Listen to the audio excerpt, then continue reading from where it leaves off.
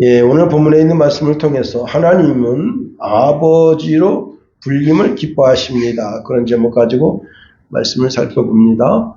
미국의 제임스라고 하는 한 젊은이는 자기가 다니던 회사가 이제 도산하게 되면서 새로운 직장을 얻게 됐는데 34km를 걸어 다닐 수밖에 없는 그런 직장을 얻었습니다. 예, 이 회사가 자기 집으로부터 약 45km 정도 떨어졌는데요.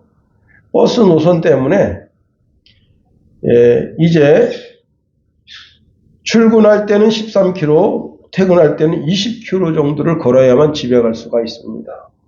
근데 이분이 10년 동안 그 회사를 다녔는데 한 번도 지각하거나 결석한 적이 없다고 하는 거예요. 눈이 많이 와도 항상 제일 먼저, 비가 많이 와도 항상 제일 먼저. 멀리 있는 사람은 항상 학교 일찍 갑니다. 가까이 있는 사람이 늘 지각하는 거예요. 자, 그런 소식이 알려지게 되면서 우리 이 사람한테 자동차 하나 사줍시다 해서 이제 입소문으로 이렇게 해서 이제 누가 또 이제 SNS에 올렸는데 포드 자동차에서 알게 됐습니다. 그래서 이 사람 월급에 적정한 그런 차 하나를 포드에서 공짜로 줬어요.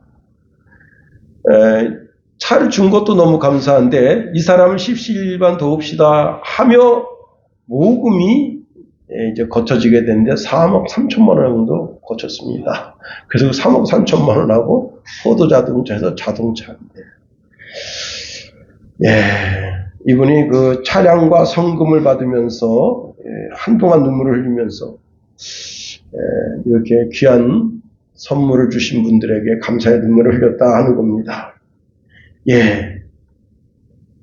세상도 자신의 힘과 능력과 노력을 세상 사람도 알아주는데 하물며 하나님이시겠나.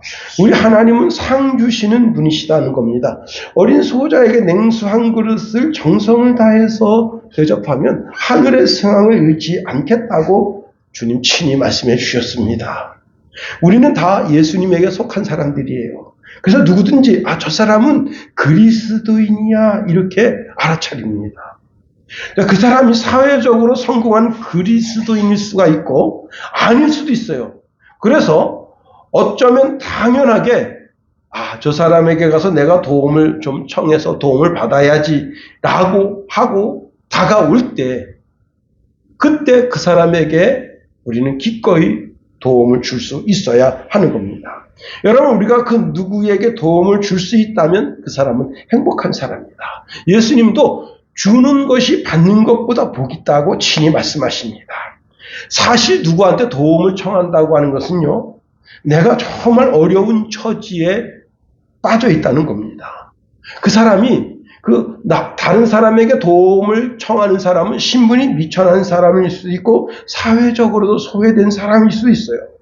그런데 그런 사람이 나 좀 도와주세요라고 해서 도움을 받을 때 그 작은 도움을 통해서 그 사람은 큰 활력을 얻게 될 수 있다고 하는 겁니다. 응답하라 1988에서 이제 나오는 장면인데요. 성동윤 씨가 이렇게 퇴근하는데 한 학생이 이제 정경한테 두들겨 맞고 이제 데모하다가 쫓겨가고 있습니다. 근데 성동일이가 자기 옆에 그 학생이 붙었어요. 그때 마치 자기 아들인 것처럼 손을 뻗어서 이렇게 어깨 동무해주고 이제 자기 아들 나무라듯이 너는 저런 데모에 참가하지 마라, 알았지? 바로 뒤에 정경이 이 애를 잡으러 오고 있습니다. 그러니까 애가 고개 끄덕끄덕댑니다. 정경이 아버지하고 아들인가 보다 이렇게 여기고 이제 뒤돌아갈 때 그 성동일이가 그 애한테 용돈을 줍니다. 아마 우리나라 돈으로 이제 그 돈이 이제 큰 돈인지 어떤 돈인지 잘 보이지 않지만 돈을 주면서 가서 달달한 것 좀 사 먹고 집에 들어갈 때는 얼굴 씻고 들어가라. 순간적인 재치로 이 사람을 돕는 겁니다.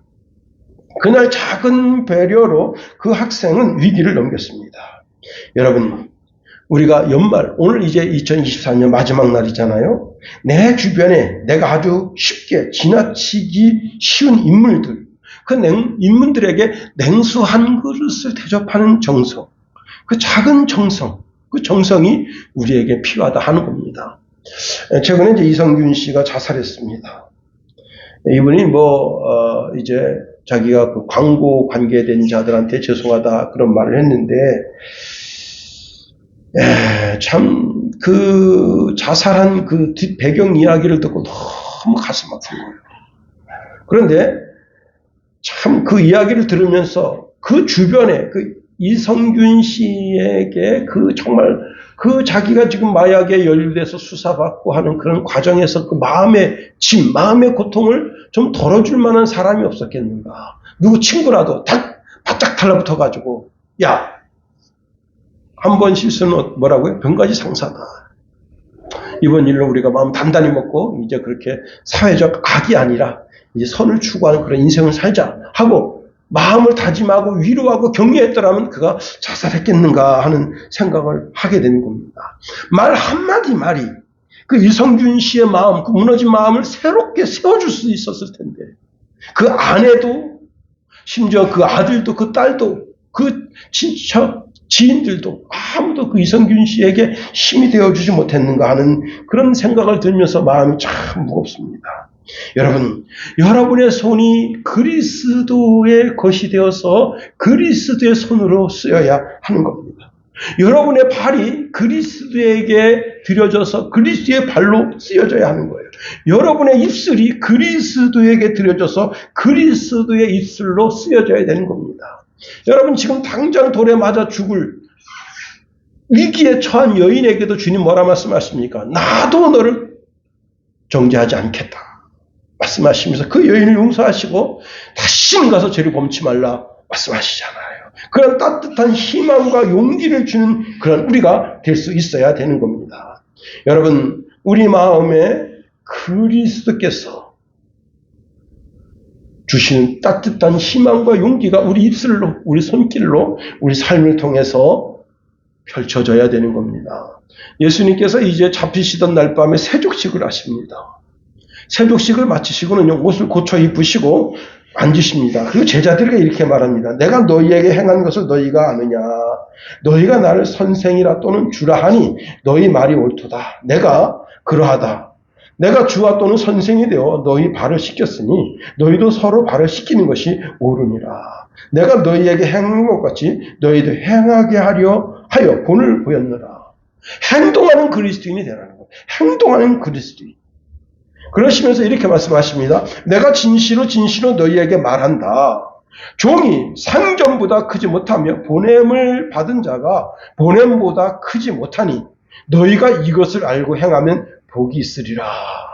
우리가 그리스도의 제자로 세상에 보냈음에도 불구하고 때로는 마음이 높아져서 교만해집니다.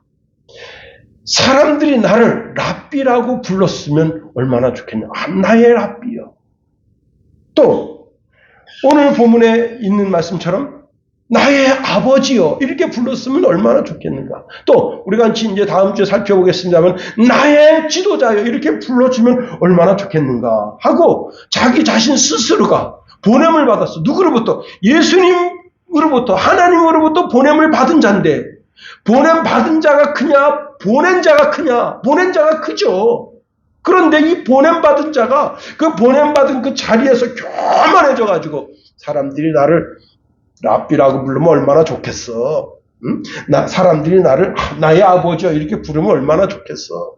사람들이 나를 나의 지도자요 이렇게 부르면 얼마나 좋겠어. 우리 윤석열 대통령이 국민들이 나의 대통령 그러면 얼마나 좋겠어. 그리고 스스로 마음을 높이고 교만하게 하면 안 된다는 거예요. 너 신분, 너 처지를 알라는 겁니다. 그렇습니다. 그러면서 오늘 본문에 귀한 말씀을 주시는데 9절에 이런 말씀을 주십니다. 땅에 있는 자를 아비라 하지 말라. 너희 아버지는 하나이시니 곧 하늘에 계신 자니라 말씀합니다. 우리가 이 단어를 주의하여 볼 때 땅에 있는 자와 하늘에 있는 자를 대비하고 있다고 하는 겁니다. 그래서 땅에 있는 자를 육신의 아버지로 생각하면 큰 오산입니다. 땅에 있는 자는 그 시대를 대표하는 율법 선생 또는 위대한 스승 원로 교사를 아버지라 했다는 거예요. 여러분, 음악의 아버지가 있잖아요. 음악의 아버지가 누굽니까? 바하잖아요. 음악의 어머니가 있잖아요. 핸델. 여러분, 정신분석의 아버지가 누굽니까? 프로이트잖아요. 또 미국의 헌법의 아버지가 누굽니까? 제임스 메디슨 대통령이잖아요. 원자폭탄의 아버지, 여러분, 오펜하이머. 그 다음에 천문학의 아버지, 오하네스 케플러로. 예. 여러분, 국민의 아버지 누굽니까? 체브람이잖아요. 또 경영의 아버지가 누냐? 피터 트레거라고 하는 교수입니다. 여러분, 어떤 분야의 최고의 경지에 이른 사람을 아버지란다는 거예요. 그러니까 오늘 여기 본문에 땅에 있는 자가 육신의 아버지를 가리켜 말하는 게 아닌 것을 알아야 됩니다. 특히 아버지는 헬라어로 유대인들에게 있어서는 최고, 그 분야의 최고의 경지에 오른 사람에게 붙여지는 칭호입니다. 열왕기하 2장에 보면요, 당시에 엘리사가 엘리야를 쫓아갑니다. 자, 엘리사가 엘리야를 쫓아가는데 이제 하나님께서 그 엘리야를 들어서 그를 이제 하나님의 나라로 이게 승천에 올려가려고 하는 것을 엘리사도 알아요. 영적인 사람이기 때문에.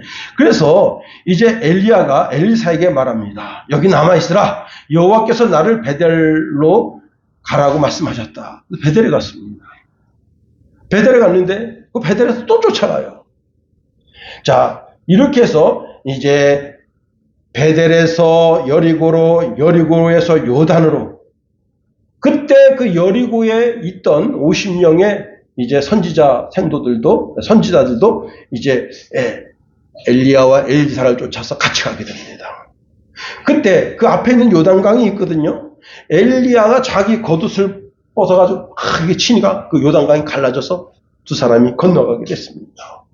자, 그 건너가서 강 건너편에 있을 때 이제 엘리야가 물었습니다. 여호와께서 나를 데려가시기 전에 내가 너에게 무엇을 해주기를 원하느냐 했더니 엘리사가 이렇게 말합니다. 선생님의 영적인 능력의 2배를 나에게 주십시오. 그러니까 엘리야가 어려운 것을 구하는구나. 그러나 여호와께서 나를 데려가시는 것을 내가 보면 그것을 받을 수 있을 것이다. 하지만 보지 못하면 받지 못할 것이다. 할 때 불전차와 불말들이 나타나서 두 사람을 갈라놓고 회오리 바람을 타고 엘리야가 승천하게 됩니다. 그때 엘리야가 요단강을 건너며 쳤던 그 겉옷이 떨어졌어요. 그 겉옷을 손에 들고 있던 엘리사가 이렇게 말합니다. 내 아버지여, 내 아버지여, 이스라엘의 전차와 기병이요. 예. 엘리사도 대단한 영적인 사람인데 엘리야를 가리켜서 뭐라고 했다고요? 내 아버지요. 다시 말하면 그때 당시에 영적인 최고 권위를 가지고 있는 사람이 바로 엘리야였다 하는 거예요. 그 다음에 열왕기하 6장으로 갑니다. 거기 이제 아람 왕이 이스라엘 왕을 잡으려고 여러 계획을 짜는 가운데 용머리 작전이 뭐예요? 용머리만 죽이면 그 밑에 몸은 다 죽는다. 그래서 이스라엘 왕만 잡아 죽이면 이스라엘은 다 죽는다. 그래가지고 이제 어느 지역에 가서 우리가 매복해 있다가 이스라엘 왕이 그를 지나가면 탁 잡아서 그를 죽이자 하는 계획을 세웁니다. 근데 엘리사가 기도하는 도중에 그 영적 비밀을 알게 돼요. 그래서 왕에게 말합니다. 사원을 보내서 이번에 그 아람 왕이 어느 지역으로 올 테니 당신은 그리로 가지 마십시오. 그래서 아람 왕이 작전을 짠 것이 자꾸 실패로 돌아갑니다. 그래서 아람 왕이 화딱지가 났어요. 그래가지고 여기 있는 대신들하고 탁 회의를 하면서 여 중에 첩자가 있다. 분명히 첩자가 있다. 이 첩자가 내가 하는 이 비밀을 다 알려줘가지고 이스라엘 왕이 지금 잡히지 않는다. 그러니까 한 사람이 말합니다. 왕이셔, 그게 아니라 이스라엘은 엘리사라고 하는 선지자가 있는데 그는 왕께서 아주 비밀스럽게 하는 이야기까지 다 영적으로 다 한다 이거예요. 그래가지고 아람 왕이 야 그러면 특공대를 보내서 그럼 잡아와라. 그래가지고 군대를 끌고 가서 그 도단성 조그만 성입니다. 그래서 두두두두두두 막았어요. 그래서 이제 아침에 등분해가 떴습니다 하고 딱 떴을 때 그 집에 있던 사환이 깜짝 화들짝 놀라면서 엘리사 선생님한테 이야기합니다. 여러분, 말이 도단성이라고 했죠. 성 같지도 않은 그런 도시, 조그만 도시예요, 그냥. 근데 거기를 막 아람 군대가 두두두 두르고 있으니까 막 호들갑 떠면서, 아이고, 선지자님 큰일 났습니다, 큰일 났습니다. 그럴 때 이제 엘리사가 그 게하시의 눈을 떠서 그 상황을 보게 합니다. 그리고는 이 엘리사가 이제 그 아람 군대가 전부 눈멀게 해달라고 기도하니까 하나님께서 그들의 눈을 멀어서 앞에 안 보이게 하신 거예요. 그래서 그 병사들은 너희들은 여기 있을 게 아니라 갈 데가 따로 있다고 전부 데리고 사마리아 성으로 갔습니다. 사마리아 성에 그 군대가 갔는데 그 군대가 정중앙에 있고 사마리아 군대가 전부 칼, 창, 무장해가지고 지금 뭐 명령만 떨어지면 그냥 목을 칠 그런 상황이 벌어졌어요. 그때 이스라엘 왕이 이렇게 말합니다. 뭐라고 말하느냐? 내 아버지여 내가 치리가. 누구를 아버지라 부른 거예요? 엘리사를. 이스라엘 왕이 엘리사를 아버지라 부른 거예요. 그 아버지라고 부른 그 부름은 뭐라고요? 실제 이 이스라엘 왕과 엘리사가 아버지와 아들 관계가 아닙니다. 그런데 아버지라고 부른 것은 당신은 이 나라의 영적인 최고의 지도자입니다. 그 뜻이에요. 다시 말하면 오늘 본문에 아버지라고 불림받지 말라고 하는 그 아버지라고 하는 단어의 뜻이 뭐예요? 그 분야의 최고적 지도자를 아버지라 한다. 그런데 이게 영적인 지도자면 이때 당시에 영적인 지도자가 누구예요? 서기관, 율법사 이들이 아버지라고 하는 많은 유대인들로 하여금 길거리에서 있으면 그들은 뭐예요? 모세의 자리를 차지하고 있고 많은 사람들이 와서 알랑방구 끼면서 아유 나의 라삐여 나의 라삐여. 그런데 그 정도가 아니라 오 나의 아버지요. 나의 영적인 아버지요. 하고 무릎을 꿇고 그의 축복 기도를 받으려고 하는 그런 그들을 바라보시면서 땅에 있는 그 어떤 누구도 영적인 자리를 차지해서 영적인 아버지로 불리움받을 수 없다는 거예요. 이 말씀을 통해서 세 가지로 한번 살펴보면 첫 번째요. 오늘 본문의 말씀은 육신의 아버지를 무시하라는 말씀이 아닙니다. 성경의 모든 그리스도인들의 삶의 지침이 되는 십계명에는 여러분 십계명의 1번서부터 4계명은 하나님 아버지를 어떻게 잘 섬기는지 신앙에 대한 삶을 이야기하고 있고 5번에서 10번까지는 인간의 삶에 대한 신앙의 삶을 이야기하는데 그 첫 번째가 내 부모를 뭐라고요? 공경하라. 이렇게 말씀하고 있네. 내 부모를 공경하라. 그리하면 너의 하나님 나 여호와가 내가 준 땅에서 생명의 길이라. 야, 이 말씀을 바울 사도가 받아서 에베소서 6장 1절에서 이렇게 말씀합니다. 자녀들아 너희 부모를 주 안에서 공경하라. 이것이 옳으니라. 내 아버지와 어머니를 공경하라. 이것이 약속 있는 첫 계명이니 이는 내가 잘 되고 땅에서 장수하리라. 예수님께서도 이제 육신의 아버지 요셉이 일찍 돌아가셨기 때문에 자기가 죽으면 자기가 맏아들로서 어머니를 봉양해야 되는데 육신의 어머니 마리아를 봉양할 사람이 없어요. 그래서 자기 어머니를 요한에게 맡깁니다. 그러면서 이제 요한에게 이렇게 말합니다. 내 어머니다. 이제는 네가 모셔라. 예. 여러분 오늘 본문에 땅에 있는 자를 아버지라 하지 말라라고 하는 말씀은 제가 전제 쭉 풀이에 말씀드린 것처럼 영혼의 아버지, 내 영혼의 아버지라고 그렇게 부르지 말라는 거예요. 이 땅에 있는 영적인 지도자를 제가 부목사로 있을 때 그때 우리 그 주일학교 애들 또 학생 애들이 그 제가 모시고 있던 목사님한테 아버지 그랬어요. 난 그게 참 좋았었거든. 참 좋게 느껴졌고 그 다음에 이제 또 일부 학생들이 나를 가르쳐서 목사님은 내 영혼의 아버지십니다. 참 그 얘기 듣기 되게 좋았었어요. 근데 말씀을 보면서 내가 그때 바로 가르치지 못했구나. 그 회개가 되더라. 두 번째로 이 세상에서 최고 존경받는 사람으로서 그 분야에 최고에 서 있는 사람, 최고 자리에 서 있는 사람이라도 아버지로 불리움을 받을 수 있는 분은 오직 하나님뿐이다.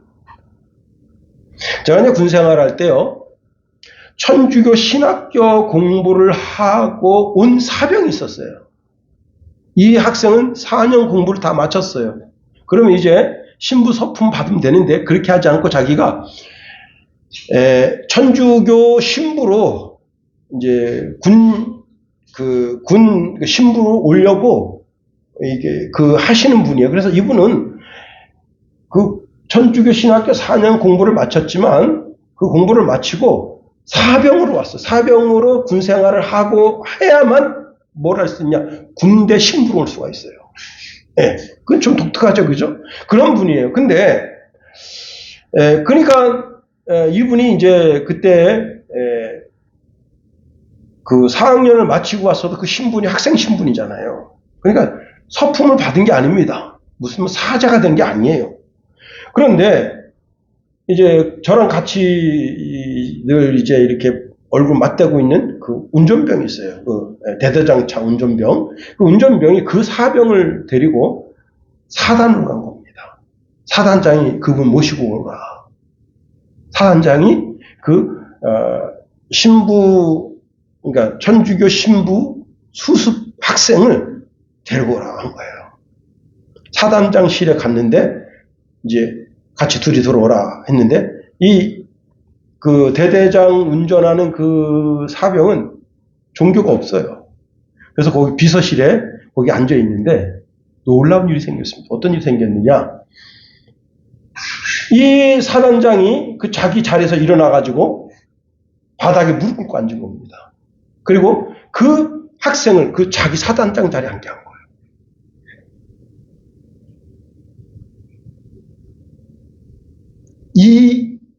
그러니까 이 운전병이 그걸 보고 깜짝 놀란 겁니다. 주객이 전도된 거 아니에요. 이 사단장은 우리 부대가 이제 그 병력이, 원래 사단장은 2만 명의 병력을 거느린단 말이에요. 그 다음에 우리가 이제 뭐가 있냐면 방위병, 단기사병이 어마어마하게 많아요. 부대에. 현역보다 더 많아요. 현역들이 한 700명 정도 되는, 720명 정도 되는데 단기사병이 한 850명 정도 됩니다. 왜냐하면 해안 경계를 맡고 있는 부대이기 때문에 그 사병들은 전방에 보내는 것보다 너희들은 여기서 해안 경계 주 근무를 하라 그래서 단기 사병이 굉장히 많아요. 그러면 여러분 1,500명, 1,600명 정도 되는 군대를 거느리는 그 대대장, 그 대대장의 명령을 받는 중대장, 중대장의 명령을 받는 소대장, 소대장의 명령을 받는 이게 사병이에요. 그것도 겨우 일병. 사단장 의자에 앉은 겁니다. 그리고 사단장이 무릎 꿇고 저를 축복해 주십시오. 왜? 앞으로 이 사람은 신부가 될 사람이다.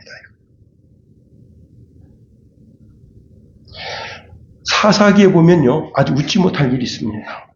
사사기에 보면 에브라임 산지에 미가라고 하는 사람이 있는데 그 어머니가 주물르다가 이제 신상을 만들었어요.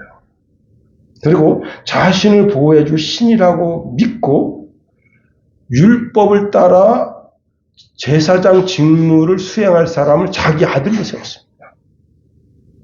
그래서 이제 에봇을 만들어서 그 에봇을 입고 그리고 우상단지를 만들어 놓고 이제 그 우상단지를 섬기면서 이 어머니가 자기가 이제 나가서 무슨 육신적인 죄를 짓고 영적인 죄를 짓고 마음의 죄를 지면 자기 아들 제사장 앞에 무릎 꿇고 저의 죄를 용서해 주십시오. 그래서 그렇게 살아가는 거예요. 그런데 어느 날 에브라임 산지에 누가 왔는가 하면 베들레헴 쪽에 있던 레위 소년이 왔습니다. 레위 소년이 먹고 살만한 게 없어가지고 이제 이 마을 저 마을 막 굴러다니며 이렇게 굴러다니다가 에브라임 산지 그 미가의 집까지 왔는데 그 미가가 이렇게 보니까 옷 입고 있는 게 이게 스타일이 틀려요. 그래서 넌 누구냐 그랬더니 난 레위 사람이다. 그랬더니 그러면 네가 제사장이 되라. 너가 우리 집의 아버지가 되고 제사장이 되어달라. 그러면 너가 우리 집의 아버지와 제사장이 되어주면 내가 이제 월급도 얼마 정도 주고 그 다음에 1년에 한 번씩 옷을 해 바치고 그 다음에 이제 우리가 너를 섬기게 될 것이다.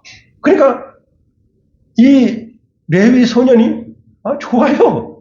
그래서 그 집에서 살고 있습니다. 여러분, 성경은 이렇게 말씀하고 있네. 내가 나와 함께 거하여 나를 위하여 아비와 제사장이 되라. 내가 해마다 은열과 의복 한 불과 그 다음에 먹을 식량을 주겠다 합니다. 그래서 그 레위인이 그때부터 그 집의 제사장 노릇을 하는 거예요. 그 제사장 노릇을 하는데 뭐냐면 이 제사장은 이제 미카라고 하는 이 젊은 애가 동네 나가서 아주 못된 짓을 저질러요. 음란한 짓을 저지르고 하여튼 도둑질하고 별짓 다 저지르고 와서 아버지요, 제가 죄를 저질렀습니다. 그러면 그 아버지가 뭡니까? 이게 이제 어린 양 하나 잡아서 피 갖다 뿌려주고는 네 죄를 사하노라. 너는 이제 깨끗해졌으니 걱정하지 말고 또 마음껏 죄를 져라. 이렇게 해주는 거예요. 이게 뭐하고 비슷합니까? 오늘날의 카톨릭 신부하고 똑같은 겁니다, 이게. 왜 카톨릭이 사입이냐? 여러분, 로마 카톨릭은요, 전통적인 이단 중에 하나예요. 거기와 손을 잡겠다고요? 여러분, 교회를 잘 선택해야 됩니다. 통합 측은 거기와 손을 붙잡겠다고 하는 거예요. 그리고 자기네 돈을 거기다 갖다 바쳐서, 통합 측에 있는 돈을 갖다 바쳐가지고, 이제 그 천주교하고 손을 잡고, 그리고는 자기도 사제라는 말을 듣고 싶다 이거예요. 정신 차려야 됩니다. 그걸 지금 시도하고 있는 자가 누구냐? 여러분, 서울의 큰 대형교회입니다. 정신 차려야 돼요. 기독교 다 무너집니다.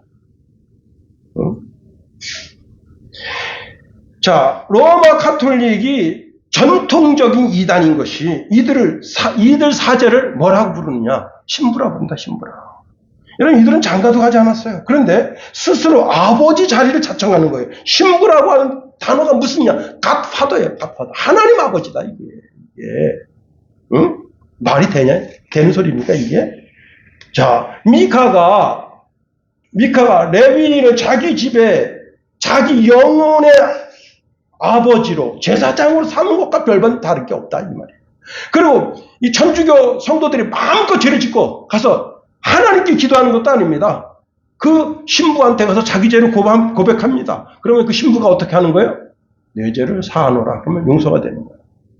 이들은 자기를 중보하는 중보자가 3개가 있어요. 예수 그리스도, 그 다음에 마리아, 그 다음에 사제입니다. 사제가 자기 죄를 중보하는 거예요. 그래서 사제가 무조건 내 죄를 사하노라고 다 사하는 거예요.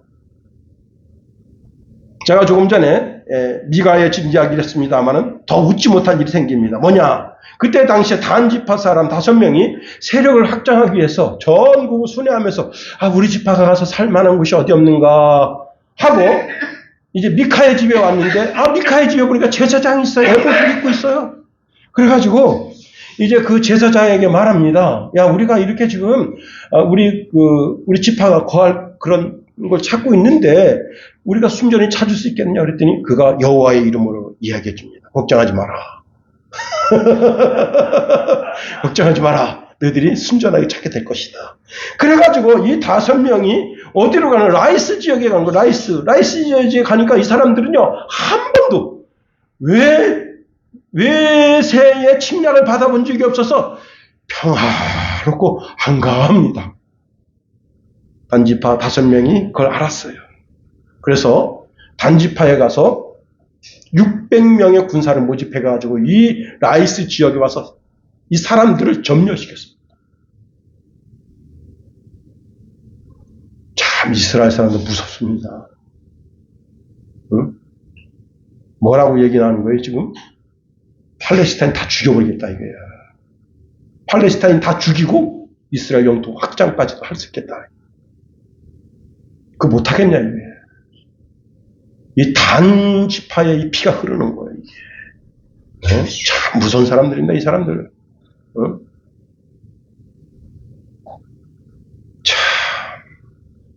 자, 그래서 계속 이야기가 전개되면 그 라이스 지역을 다 차지했어요. 그랬더니 그 5명이 600명을 등에 업고 이 미카의 집에 왔습니다. 그리고 그 제사장을 겁박합니다. 야, 너가 지금 한 사람 집에 제사장으로 있는 게 좋겠냐? 아니면 한 지파의 제사장으로 있는 게 좋겠냐? 여러분, 5명 뒤에 지금 600명의 지금 사람을 지금 파리 목숨처럼 여기고 죽이던 600명이 딱 등지고 있는데 거기서 나 못하겠네 이렇게 했다간 그날 어떻게 되는 거예요? 자기도 죽는 거예요. 그러니까 그 위세에 못 눌려서 그러면 내가 제사장을 노릇을 해야 되니까 그냥 가서 할 수 없으니까 이 집에 지금 여기 신상이 있다. 드라빔도 있고 신상도 있고 다 있으니까 다 가져가자. 그래서 600명이 다 들어가서 다 그냥 거기 있는 거 싹쓸이해서 라이스 지역에 갔다가 신전을 차리고 단지파의 아버지와 제사장이 된 겁니다.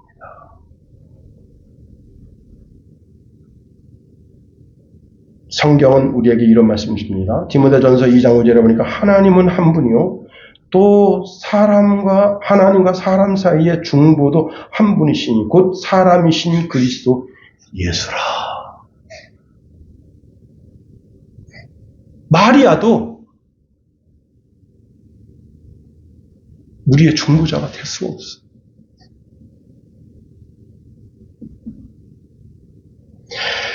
예수님께서 말씀을 증거하고 계시는데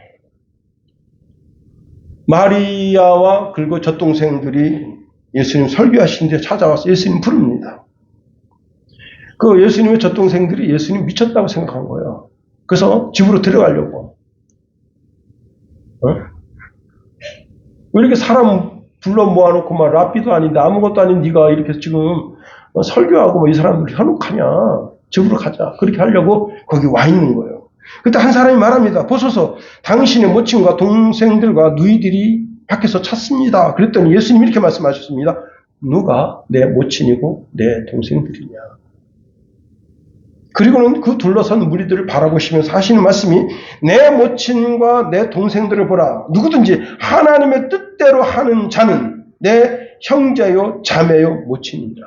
그러니까 뭐예요? 마리아도 지금 하나님 뜻대로 하지 않고 있다는 거예요. 마리아는 영적인 비밀을 알고 있는 여자입니다. 뭐예요? 자기가 자기 배 태를 통해서 낳은 예수가 자기 아들이 아닌 걸 알아요. 하나님 자신인 거 알아요. 왜? 천사의 음성을 직접 들었기 때문이에요. 그런데도 지금 무리들 가운데 말씀을 가리키는 예수님 보고 저게 아닌데 하고 지금 자기 자식들을 지금 동원해가지고 와서 예수님 말씀을 뜯어 말리려고 온 거예요. 여러분 하나님 뜻대로 더더욱이 여러분 신부들도 우리의 중보자가 될 수가 없습니다.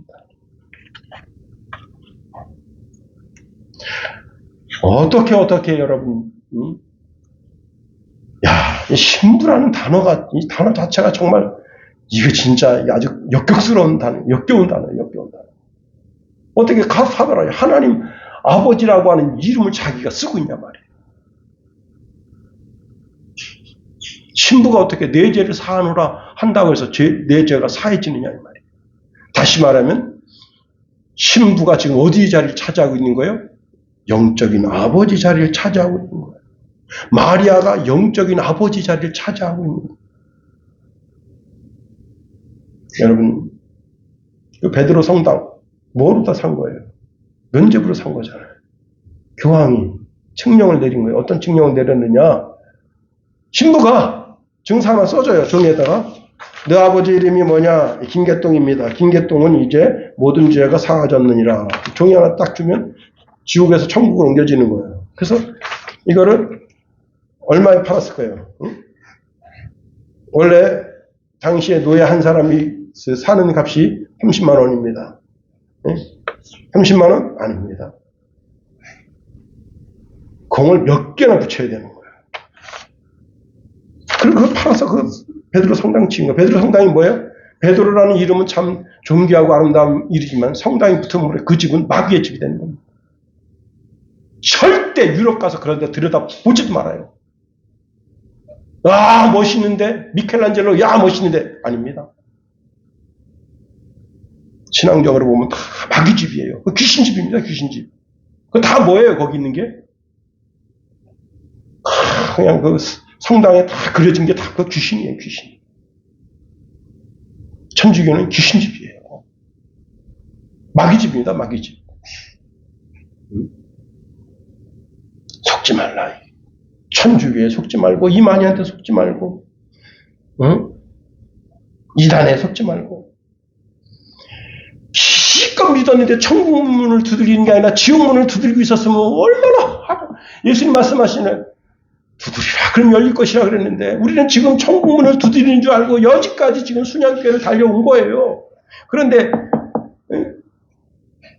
끝에 천국 문을 두들기는데 주님께서 그 문을 활짝 열어주십니다. 너는 나로 더불어 먹고 나는 너로 더불어 먹으라. 그렇게 하면 괜찮은데 내가 천주교를 죽기 살기로 달려왔어.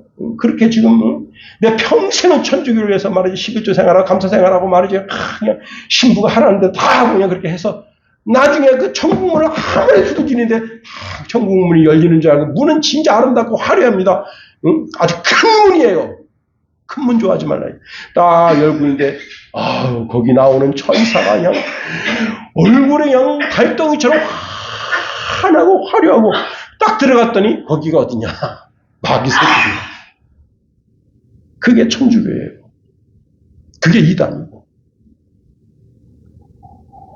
마지막 세 번째로 하나님은 아버지라고 불리우는 것을 가장 기뻐하신다는 겁니다.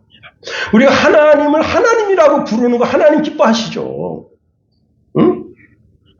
그런데 하나님은 하나님으로 불리는 것보다 여호와여 이렇게 불리는 것보다 더 기뻐하시는 것이 아버지라고 불리우는 것을 더 기뻐하신다 하는 겁니다. 하나님은 우리의 아버지로서 우리에게 아빠 아버지라고 불리움 받기를 기뻐하신다. 그래서 이사야 선지자는 하나님을 아버지라고 불렀어요. 이사야서 63장 16절에 보니까 주는 우리 아버지시라. 아브라함은 우리를 모르고 이스라엘은 우리를 인정치 아니할지라도 여호와여 주는 우리의 아버지시라 말씀합니다. 이사야서 64장 8절에 보니까 그러나 여호와여 주는 우리 아버지시니이다. 우리는 진흙이고 주는 토기장이시니 우리는 다 주의 손으로 지으신 것이라. 여러분 바울 사도도 우리가 다 양자의 자격을 가지고 있어서 하나님을 아빠, 아버지라고 부른다고 했습니다. 갈라디아서 4장 6절에 보니까 그럼 너희가 아들들이므로 아버지께서 자기 아들의 영을 너희 마음에 보내서 아빠, 아버지라 부르짖게 하셨느니라 말씀입니다. 여러분 이단이 아주 나쁜 것은요. 지옥 불에 들어가는 것뿐만 아니라 이단 교주가 자기 자신의 지옥불에 들어가는 것뿐만 아니라 자기를 따르는 모든 다 지옥불에 들어가는 거예요. 여러분 그 가평에 가면 백백교 무덤이 있습니다. 지금 미치는 것이 뭐냐면 그 백백교 교주를 지금도 그 무덤을 누가 와서 벌초를 하는 거예요. 여러분 어떻게 생각합니까? 그 백백교 교주가 몇 명 죽였느냐? 오늘 내가 너 천국 보내줄게. 그리고는 꽃갱이지, 꽃갱이. 꽃갱이가 뭐예요? 돌각살 쪼개는 꽃갱이에다가 누우라. 이게 누우면 여기를 찍어서 죽인 거예요. 800명을. 그 백백교 교주를 처단한 사람이 누구냐? 일본 순사입니다. 일본 순사. 어? 오늘 천국 보내, 여러분, 우리 김성은 오늘 천국 보내주기 여기 엎드려라. 그래서 꽃갱이다가 이게 종교냐고, 이게. 응? 오음 진리교하고 뭐가 달라요? 응? 자기도 지옥 가고 자기를 따르는 사람 다 지옥 가는 거예요. 그런데 그 사람들이 다 누구냐? 여러분 백백교 믿은 사람 다 누군 줄 알아요? 응? 아주 부자들이야, 부자들. 어마어마한 부자들이에요. 친구 목사님이 가평 살아서 저를 목사님 내가 참 귀한 거 한번 보여줄게요. 그래서 내가 뭐냐 그랬더니 여기는 꼭 봐야 된다. 그래서 갔습니다. 근데 무덤이 그렇게 이게 높지가 않아요. 평범한데 이게 무덤이라. 이게 누구 무덤입니까? 나는 그 목사님과 연관된 뭐 조상묘인 줄 알았어요. 그랬더니 백백교 교주묘라. 근데요, 진짜 놀랄 일입니다. 잔디 그 묘에 자풀이 하나도 없어요. 그게 무슨 뜻이에요? 계속 사람이 돌본다는. 그럼 백백교가 지금 없어졌단 말이에요. 그런데 그걸 따르고 있다는 거예요. 사상과 그 이단이 그렇게 무서운 거예요. 응? 통일교가 무섭고 전도관이 무섭고 그 사상이 계속 흐르고 있다는 거예요. 누군가에 의해서 성경을 믿지 않고 이상한 것을 믿고. 그런데 자기도 지옥 가고 자기를 따른 사람도 다 지옥 가는 거예요. 성경은 우리에게 경고합니다. 요한계시록 18장 4절 6절에 보니까 또 내가 들으니 하늘로부터 다른 음성이 나서 가로되 내 백성아 거기서 나오라. 내 백성아 거기서 나오라. 그의 죄에 참여하지 말고 그의 받을 재앙들을 받지 말라. 그 죄는 하늘에 사무쳤으니 하나님은 그의 불의한 일을 기억하신지라. 그 죄의 마당에서, 그 불신앙의 마당에서 거기서 나오라고 하나님 명령하십니다. 혹시 이 설교를 인터넷으로 듣고 있는 이단에 빠진 이만희에게 빠지고 그 다음에 통일교 전도관 뭐 기타 여러 이단에 빠진 사람들이 있다면 거기서 나와야 됩니다. 과감하게 나와야 돼요. 과감하게 끊어야 됩니다. 세상에는 음악의 아버지가 있을 수가 있고 컴퓨터의 아버지가 있을 수 있고 아이폰의 아버지가 있을 수 있고 건축학의 아버지가 있을 수도 있을지 몰라요. 그러나 신앙에 있어서는 오직 나의 아버지는 하나님 아버지뿐이다. 하나님 아버지 이외에 다른 자를 랍비라고 스승이라고 아버지라고 여기는 자가 있으면 그는 오늘 성경 말씀의 경고를 무시하는 거예요. 1.1획도 떨어지지 않는 하나님 말씀 무시하니 그는 하나님의 자식이 아닌 겁니다. 여러분, 이 세상에 아버지로 불리는 존재들은 다 하나님 아버지의 위치를 훔치는 자들이다 하는 겁니다. 오늘 내가 예수님을 그리스도로 시인하면 구원에 이르는 것뿐만 아니라 우리를 예수님과 한 형제가 되게 하시고 예수님은 우리가 예수님과 한 형제가 된 걸 부끄러워하지 아니하십니다. 히브리서 2장 11절에 보니까 거룩하게 하시는 자가 예수님이죠. 예수님과 거룩하게 함을 입은 자들 바로 우리입니다. 자, 예수님과 우리가 다 하나에서 난지라. 하나에서 났다고 하는 것은 하나님 아버지로부터 났다는 거예요. 그러므로 형제라 부르시기를 부끄러워 아니하신다. 예수님을 우리가 형님 이렇게 부르는 거, 오빠 이렇게 부르는 거 부끄러워하지 않으십니다. 예수님과 내가 한 형제지간이 되고 가족지간이 됐고 족속지간이 됐어요. 그래서 이제 하나님을 아버지라고 부르는 것은 너무나 당연한 거예요. 더 나아가 하나님은 내가 하나님을 나의 하나님, 나의 아버지라고 부르는 것은 하나님 부끄러워하지 아니하신다. 히브리서 11장 16절에 보니까 저희가 이제는 더 나은 본향을 사모하니 곧 하늘에 있는 것이라. 그러므로 하나님이 저희 하나님이라 일컬음 받으심을 부끄러워 아니하시고 저희를 위하여 한 성을 예비하셨느니라. 예수님께서 주기도문을 가르쳐 주시면서 너희는 이렇게 기도하라. 하늘에 계신 우리 아버지. 요한복음 20장에 뭐라고 말씀하십니까? 나의 아버지 곧 너의 아버지, 나의 하나님 곧 너의 하나님이다. 시간이 많이 갔지만은 조금 더 살펴보면 이거는 보너스예요. 보너스 좋잖아요, 얘기죠? 우리 김성찬이가 보너스 받았다고 입이 생각지도 않은 돈이 생겼네. 입이 이렇게 찢어졌어요. 할렐루야. 여러분 영적인 보너스. 여기까지만 원래 설교 원고가 돼 있었는데 제가 이렇게 또 찾다 보니까 또 귀한 자료가 어떤 분이 올리셔서 그걸 소개합니다. 첫 번째, 하나님을 아버지라고 부를 때 놀라운 일이 생깁니다. 그게 뭐냐? 하나님이 나를 낳았다는 것을 인정하는 거예요. 할렐루야.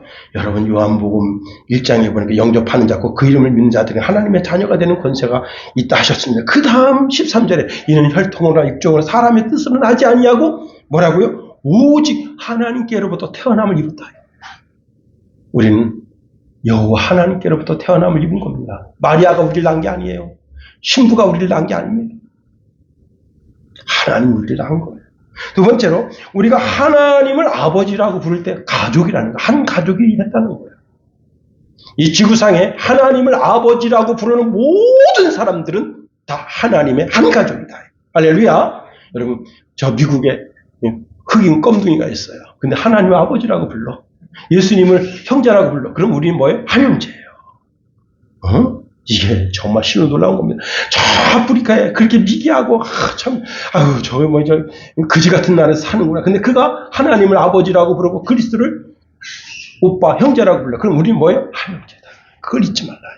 교단이 그렇게 중요한 거 아니에요. 장로교가 뭐고, 감리교가 뭐고, 성결교가 뭐냐. 세 번째로, 내가 하나님을 아버지라고 부르는 그 순간, 그 이후부터 어떻게 되느냐. 하나님의 보호하심이 있다는 거예요. 하나님의 보호하심. 이사야서 41장 10절에 보니까 두려워 말라. 내가 너와 함께 함이니라. 놀라지 말라. 나는 내 하나님이 됨이라 말씀하십니다. 마태복음 6장 31절 33절에 보니까 염려하여 이르기를 무엇을 먹을까 무엇을 마실까 무엇을 입을까 염려하지 말라. 이는 다 이방인들이 구하는 것이요. 너희 천부 your heaven father 하늘에 계신 아버지께서 그분이 누구라고요? 우리 아버지야. 그분이 이 모든 것이 너희에게 있어야 할 것을 아신다 이게. 네 번째로 하나님이 나의 아버지가 되면 어떻게 되느냐. 하나님을 조금씩 닮아갑니다. 나의 성품이, 나의 행동에, 나의 몸짓이, 나의 언어가 조금씩 하나님을 닮아갑니다. 그리고 하나님이 나의 아버지가 되시면 어떤 일이 벌어지느냐. 모든 그리스도인과 연합할 수 있어요. 이 땅에 있는 모든 그리스도인과 다 연합할 수 있습니다. 여섯 번째로 하나님을 아버지라고 부르는 자들에게 어떤 놀라운 일이 생기느냐. 하늘 기업을 잊게 됩니다. 땅의 기업을 잊게 되는 거예요. 여러분, 하늘 기업은 죽어서 가서 또 재림해서 받게 되지만 땅의 기업도 우리가 받을 부분이 있다는 겁니다.